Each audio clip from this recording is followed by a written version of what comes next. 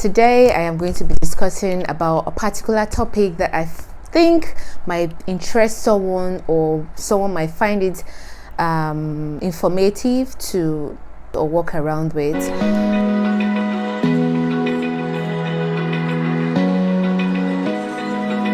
Open eye, feel the waves cut through me, hypnotized by the sounds I breathe. Hi guys, welcome back to my YouTube channel. See my video for the first time, you're seeing my channel for the first time, you're welcome here. My name is Love Ebegbe. I vlog about lifestyle, family, business, and mental health awareness as well. And to my whole subscribers, thank you guys for tuning in, thank you guys for coming back. So today I am going to be discussing about student visa. Basically, over time, most persons have asked me questions about applying for a Tier 4 visa, basically because my husband is a student, a PhD student actually. So today I felt I should share some information that might be useful to anyone who is planning on coming to the UK to study, obviously. Probably I might just throw in some sort of information from New Zealand student visa, but I don't know the recent rules, but previous rules from our experience, I'll just throw it into this video at some point. So if you are applying for a student visa to the UK, I think you should stop by, watch this video so you know what to expect, what to do, and how to go about it. So first, before you apply for a student visa to the UK, I think you should go to the government website and check for some stuff, because most times some people just, I'm coming to study, I'm coming to the UK to study, and at the end of the day, when they come to the UK, they find out the expectations is different from what the reality. Actually the expectation is different from the reality. So for students or people who are intending to come to the UK to study for their masters or for their PhD, this video is for you. Sit down, watch this video to the end, guys. So the first thing I am going to be sharing is the getting a job when you come to the UK. So basically, before I go into that, I think I should talk about the whole applications, like you applying to the school. And when you apply to any school, basically they give you, if the school is giving out a discount, if it's a £14,000 school fees and they give you a discount and you have to pay about £10,000, that's good for you. And before you do that, the school, you have to pay a certain amount to the school. It could be like £1,000, it could be like £2,000 to the school, and the school will have to give you a CAS. And before the school gives you a CAS is like an identification number that you use to apply to the UK embassy that yes, this school has identified with you and they're willing to accept you into their system as a student and all of that. And before the school gives you a CAS, they call you either by Skype or whatever, just to see who they are speaking with, who they are bringing into their system. And when they do that, they ask you questions like, why did you choose University of Bradford? Why did you choose University of Leeds? Why did you choose University of Wolverhampton? Why did you choose University of Newcastle? Why did you choose University of any school you're applying to, you get? And when after that they ask you how much do you know about this university? Why did you choose this university? What course are you coming to study? They ask you, like, give you hints on, like, ask you hints questions from whatever thing they have to ask you. And if you impress them, definitely, I think they don't reject anyone. I've not seen anyone that they've rejected, because obviously they want people in the UK and they want your money, so they would not reject you. I haven't seen anyone, but if you feel you've been rejected, you can leave a comment in my comment section and tell me why you were rejected. Yeah, obviously. And when they find you interesting, you answer their questions, you are bold, they send you your cast immediately, and you can use that to apply for your visa. And I think the visa takes about 3 weeks to come out, or less, depending on the backlog they have in the embassy and all of that. And when you come to the UK, you have to get an accommodation. Yes, that is when the hustle starts. So as a student, you will be given accommodation, no doubt. Yeah, but if you are a master's student, you are coming with your family. Obviously, either you are getting a terraced house, which is more like houses that are, whatever it is you are doing in your flat, the next person is listening to you, like no privacy. And also is mostly kind of accommodations they give to students as well. So if you are coming as a student and you are coming with a family and you opt in for a flat could be like a 3-bedroom, it could be like a 2-bedroom, and all of it, and you are given that, fine. But it is rare for you to get an accommodation that is like a bungalow, a semi-detached house, or a detached house. What do I mean by a detached house? A detached house are like houses that are just on its own. You know, they are just built on its own. Your neighbors are like 2 meters or 3 meters or 5 meters away from your house. Why a semi-detached houses are houses that are like, it's the same house but different building, like different space. I don't know if you understand what it is, right? So, and that's kind of houses they are likely not to give it to students. Why? Because you are a student and they feel that the agency, because most times landlords give their houses to agencies to run it for them. So most agencies might feel that, oh, you are a student, you don't have that finances to always cater for, you're having a family, you are going to school, you have 20 hours to work in a week, so you might not have that money to take care of bills in the house or paying the rent, so they will not give it to you. And another reason is council tax. I think, is it council tax?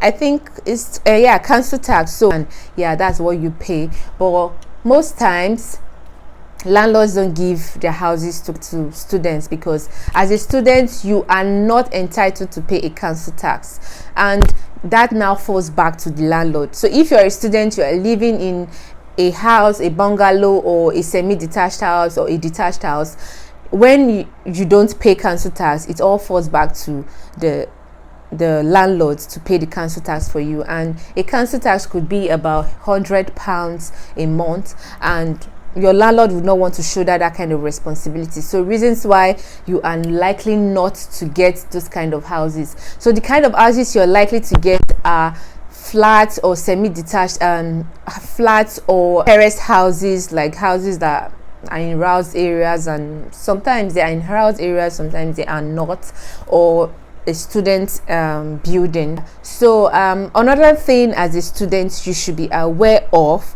is your working hours. As a student, you're given 20 hours maximum to work in a week.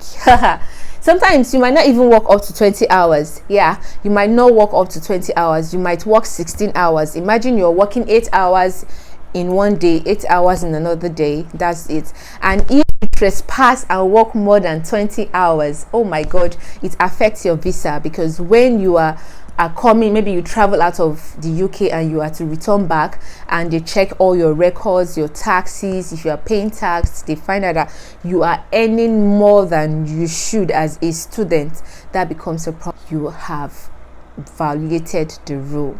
Yeah, but if you work with agencies where you explain to them that you are a student and you have families to cater for, and you are lucky, they answer you or they reason with you, they might start paying you out of tax, like it's that particular amount will not reflect in your tax pay or in your hours that you've worked more than that.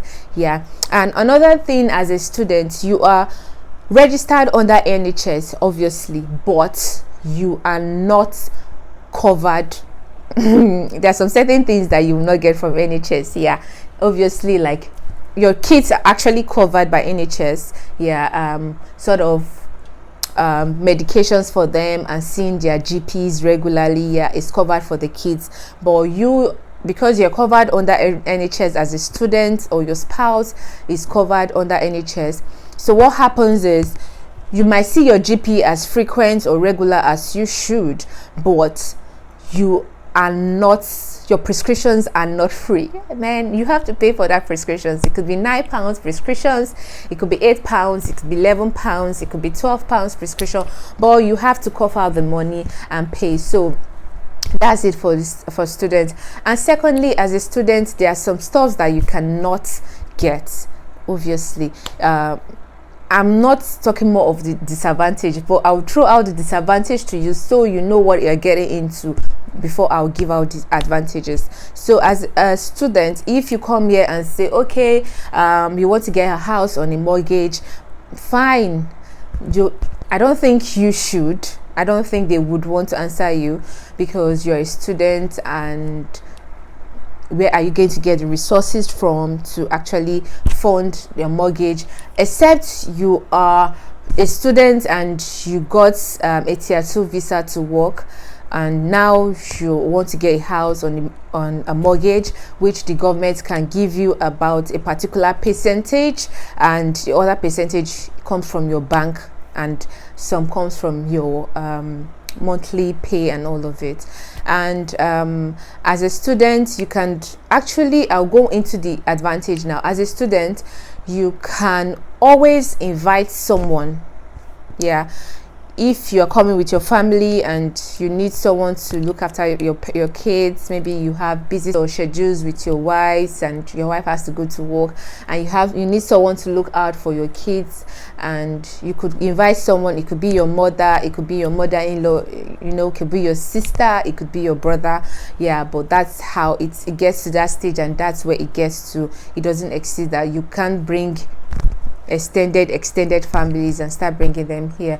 Yeah, and you can always get a car as a student. Yeah, and you can pay monthly if your credit score is okay. What do I mean by credit score? Your credit scores are like, you can get a credit card, and if your credit card is issued to you, you are given a particular amount of money in your credit card. You can't withdraw the money. You can only use the card to shop online or in stores, but you can't withdraw money from that credit card. I don't know if you understand me, right? So that credit card is something like a financial help or assistance that you get if you are financially down at a particular time. But if it comes with what is it called, you have to pay some sort of money. What's it called? I can't remember. But you have to pay a particular money into that account each time you've used it. So let's assume you've been given £500 in that credit card, and you use the whole of that £500 in that month. Before the other month begins, you have to pay another money into that credit card, and it has to be 500, 600 into that credit card. I don't know if you get me. And so that's how credit card works. And if your credit card is good, you can get anything in the UK on credits. Like you can get a TV, which you can be paying monthly. You can be paying like £20 monthly, or £50 monthly, whatever it is you are getting, either it's an appliance or appliances, or you're getting a car, you're whatever it is you're getting, you have to pay every month. So because your credit card shows that you are credit worthy and that you would not fluctuate when it's time or when it's due time to pay for that particular stuff. So that's what a credit card is, and as a student you can get that. Anyone actually get that, but I'm just talking of for the students here. So as a student, there's something you should also know. In your department or in your faculty, in your school, there are some scholarships that are given to students. Some students don't even know that this kind of things happen. Yeah, it's important that you should, if you're an international student, you are coming from any part of the world or from Africa, you should know that when you come, you should put your ears down to the ground. Don't feel that because you've left your country the whole world should all shut down, or because you're here and everything doesn't matter. But you should know why you are here, you understand here that because some persons come and they don't know that as a student you have a grant, like you have a money grant has been issued. These people will not tell you, your department faculty will not tell you. Some might tell you, but some will not tell you. I've seen some students who did their masters, PhD, went back to their country, they were not aware that they had student grants, and they had to travel back, and they lost out of it, because they were not informed, or they did not ask. So it's important to ask when you come as a student, like ask your department, ask your supervisor, am I entitled to a particular grant as a student to financially help me when I am struggling and all of that. And they will tell you, yes, you have, and this is how much you're entitled to, which is free. You don't pay for that particular money, the money is free for you. But some will tell you, no, you don't have blah blah blah because you are here, and that's and all of that. Another thing is, before now, okay, let's say now as a student, if you are aware, they are giving 2 years post-study visas to master students, and 3 years post-studies visa to PhD students. So we don't have to run back to our country, we have like 3 years to plan on what we want to do with our life. So after that 2 years, after your 1 year, depending on how many years your master's is, some are 2 years masters, some are 13 months, 14 months, but depending. So once it's getting to the second to last month of your visa as a student, you can start applying for your post-study visa, which will obviously be given to you. I think it started officially this summer. I think it did. And so when you apply for it, it will be given to you. So with that, instead of working as a 20 hours in a week, you get to work full-time 37 hours or 40 hours depending on the kind of job you want.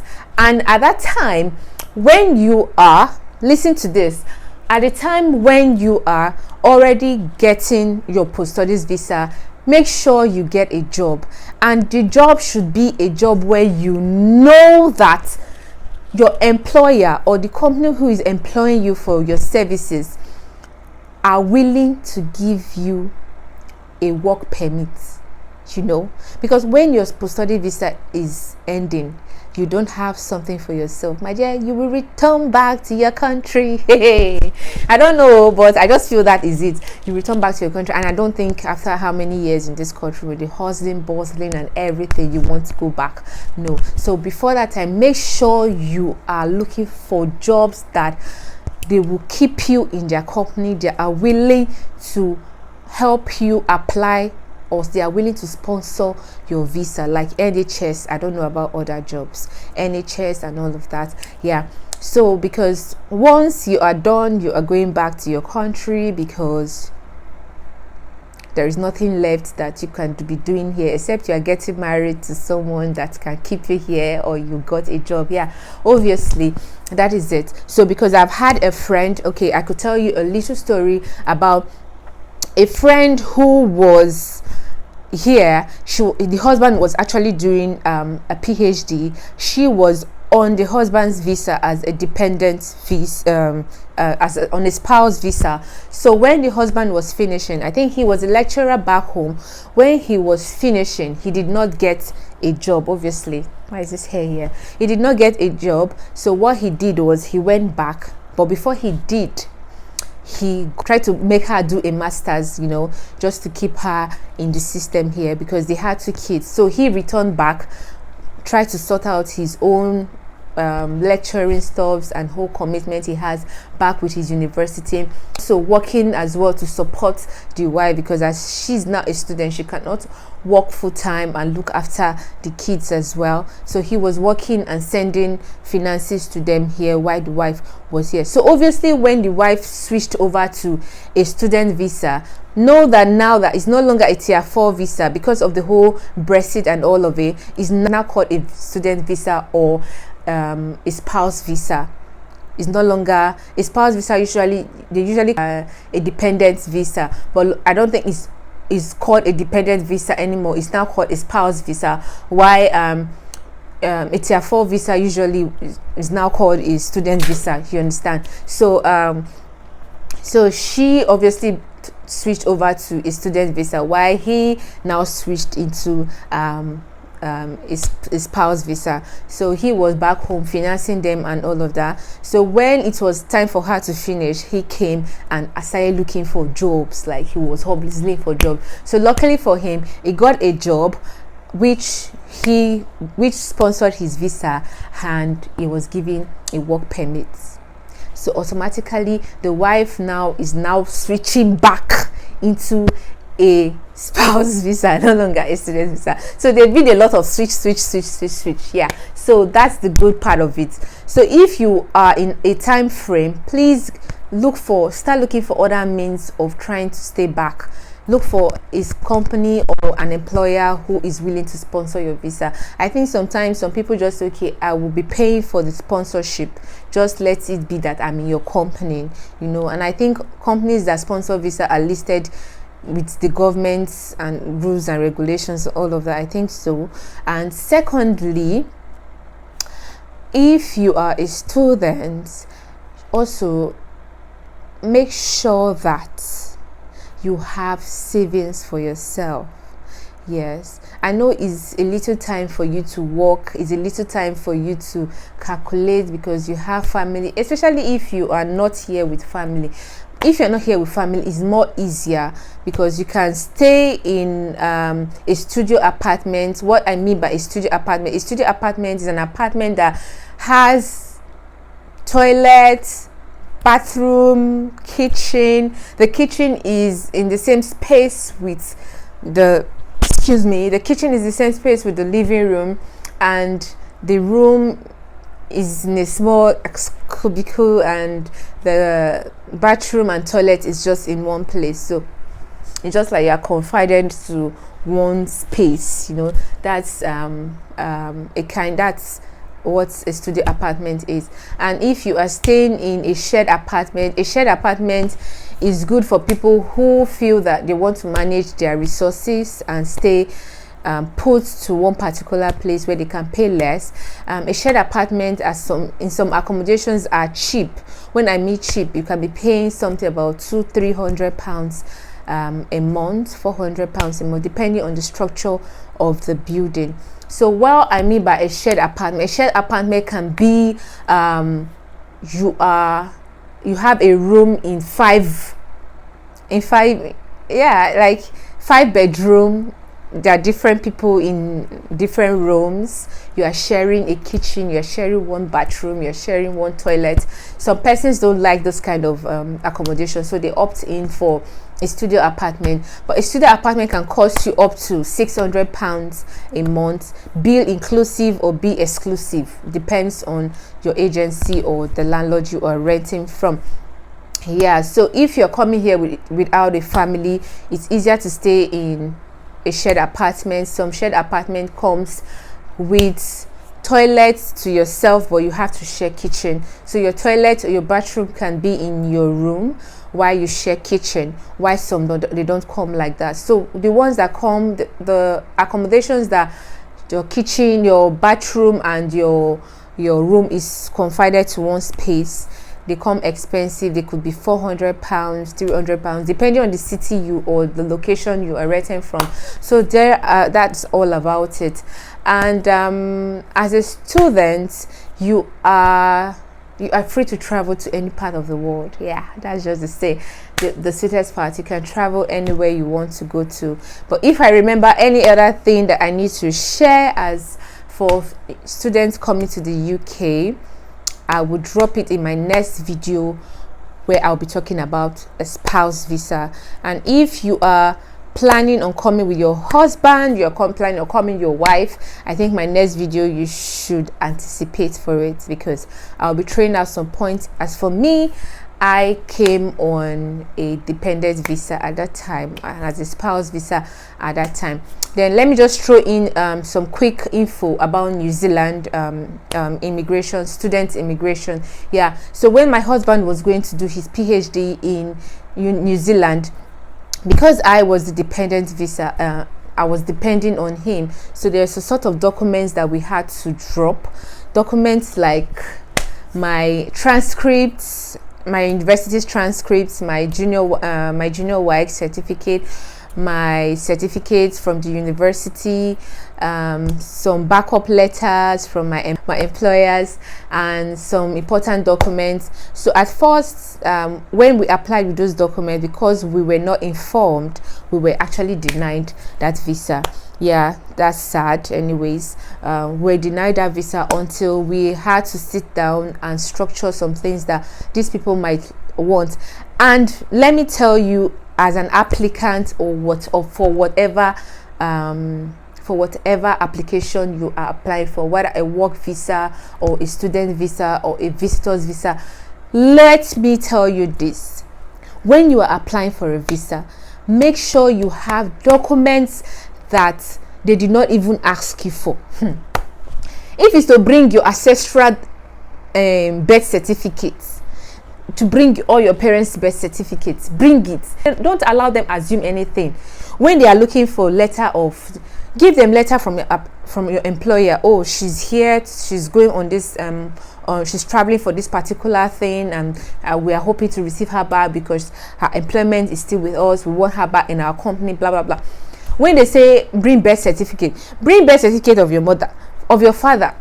I don't know if you understand what I'm saying. I might be petty about some stuff, but what I'm trying to say is that never let them think. Don't allow them carry your application and just look at the first thing and drop it back and say, okay, I'll go through it again, because they will never, So instead of leaving them assuming, leave them not to assume. Give them documents. Be giving them documents. Give them your WAEC certificate, NECO, JAM,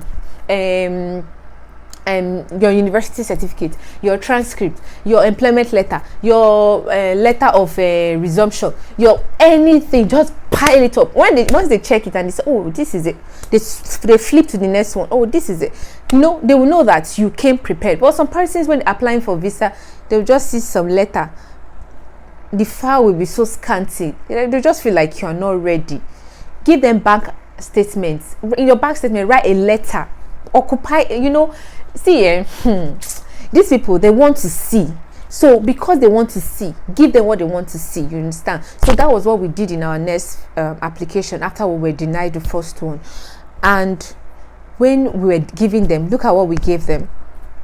Obviously, they don't want you in their country when you are done with your program. So obviously, we don't want to stay in your country when we are done. That was the impression we were giving them as well. So we obviously we got married and we didn't buy property. So we got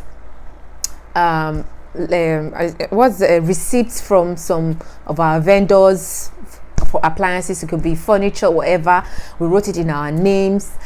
It was there. We attest to it. We went to court. We saw affidavits, dropped our marriage certificates. To the extent they asked for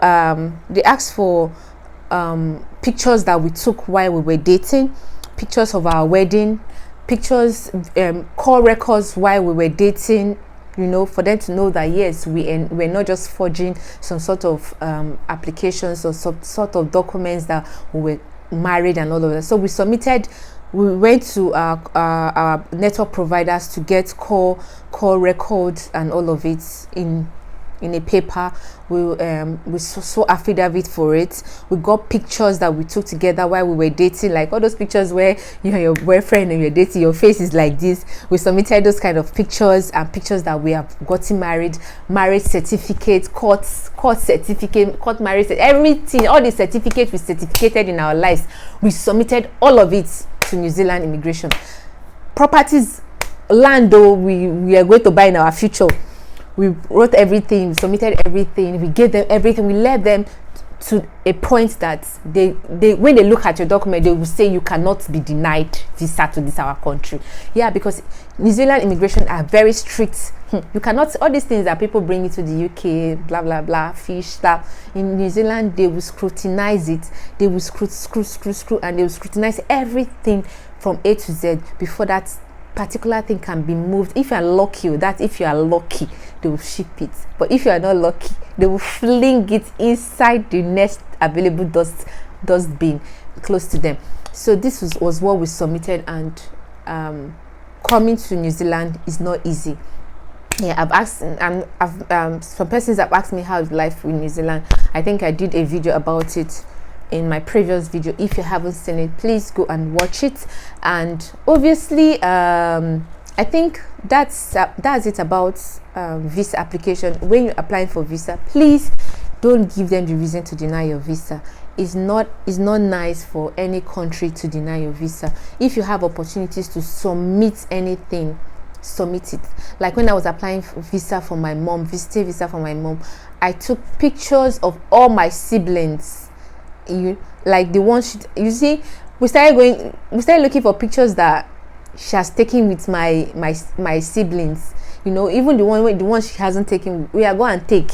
We submitted them, that she has children that she's coming back with. She has like 4 children that she's coming back with. So obviously she cannot stay here. She has a husband. She even took picture with my father, kissing my father. If it's even easy to send recordings to them, we will send it to them. So guys, please don't, if you're applying for a student visa, yeah, I think I heard people say they deny visa, but it's rare because obviously they want your cash, they want your money, they want people in their country, because obviously when you are here as a student, you buy 1 or 2 things and that. So it's rare for them to deny your visa, but make sure who is doing your visa application for you has the right information that you need to get into the system.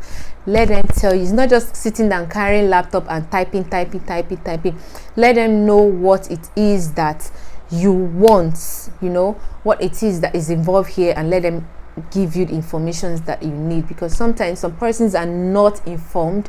When they come here, they start struggling, they start managing, and which is not nice. I know everybody wants to japa, everybody wants to leave Nigeria, everyone wants to leave their country, but here is not easy. So in my next video, I am going to be talking about spouse visa, because I'm on a spouse visa and I know all the do's and don'ts and all the informations that you need, which I'll be sharing with you in my next video. And guess what? I got robbed. Yes, they robbed us in this UK in a broad daylight. Man, nowhere is safe in the UK. I'll be dropping that video and letting you know what happened to me and my family.